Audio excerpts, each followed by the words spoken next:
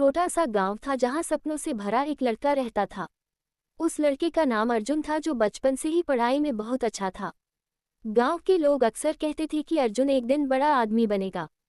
पिता उसे शहर भेजना चाहते थे ताकि उसका भविष्य उज्जवल हो सके। माँ की आंखों में हमेशा बेटे के लिए आशीर्वाद और दुआएं रहती थीं। अर्जुन ने मेहनत से पढ़ाई की और कॉलेज से डिग्री हासिल की। डिग्री मिलने के बाद उसके मन में नौकरी पाने का सपना और बड़ा हो गया। गांव के लोग उसे विदाई देकर शहर भेजते हैं और कहते हैं हमें गर्व दिलाना। अर्जुन उम्मीदों से भरे बैग के साथ शहर पहुंचता है। वह बड़े बड़े दफ्तरों में इंटरव्यू देने जाता है। हर जगह वही सवाल और वही जवाब। हर जगह रिजेक्शन और निराशा। दिल टूटता है लेकिन उम्मीद का दीपक बुझने नहीं देता। कई दिनों तक नौकरी की तलाश में भटकता है। कभी एक होटल में बैठकर चाय पीता और सोचता अब आगे क्या। एक दिन आखिरी उम्मीद लेकर इंटरव्यू देने पहुंचता है, लेकिन वहां भी उसे मना कर दिया जाता है। उसका चेहरा उतर जाता है, आंखें नम हो जाती हैं। होटल से बाहर निकलते समय उसकी चाल धीमी और टूटी हुई थी। वह सोचता है आखिर इतना पढ़ लिख कर भी नौकरी क्यों नहीं मिल रही। थका हारा सड़क किनारे बैठा रहता है।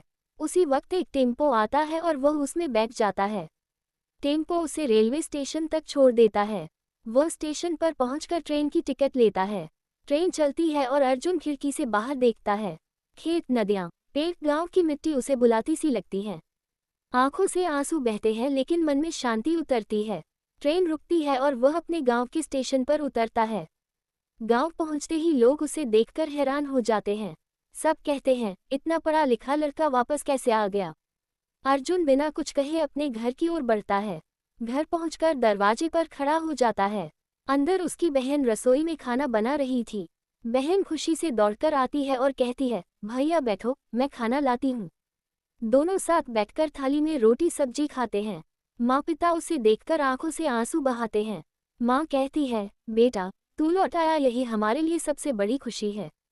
पिता भी गर्व से कहते हैं घर की चौखट पर तेरी वापसी ही हमारी दौलत है। अर्जुन रात भर सोचता है कि अब आगे क्या करना है। सुबह सूरज की किरणों के साथ वह खेत की ओर निकलता है। हवा में मिट्टी की खुशबू उसके मन को भिगो देती है। वह सोचता है क्यों न यही कुछ किया जाए। वह तय करता है कि खेती शुरू करेगा। लोग उसे देखकर कहते हैं इतना पढ़ा लिखा होकर खेती करेगा। गांव वाले हंसते हैं और मजाक उड़ाते हैं, लेकिन अर्जुन मन ही मन ठान लेता है कि यही उसका रास्ता है। वह धीरे धीरे खेतों में काम शुरू करता है। हल चलाना, बीज बोना, मिट्टी को समझना सीखने लगता है। माँ उसके लिए पानी और खाना लेकर खेत पर आती है। पिता भी साथ खड़े होकर बेटे को देखकर गर्व महसूस करते हैं। शाम होते ही पूरा परिवार एक चूल्हे के पास बैठता है।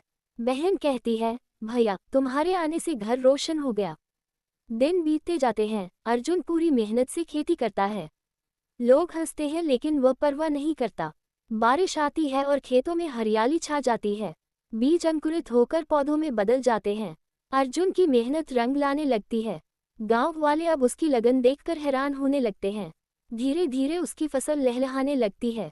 एक दिन जब खेत सुनहरी धान से भर जाता है तो लोग चकित रह जाते हैं।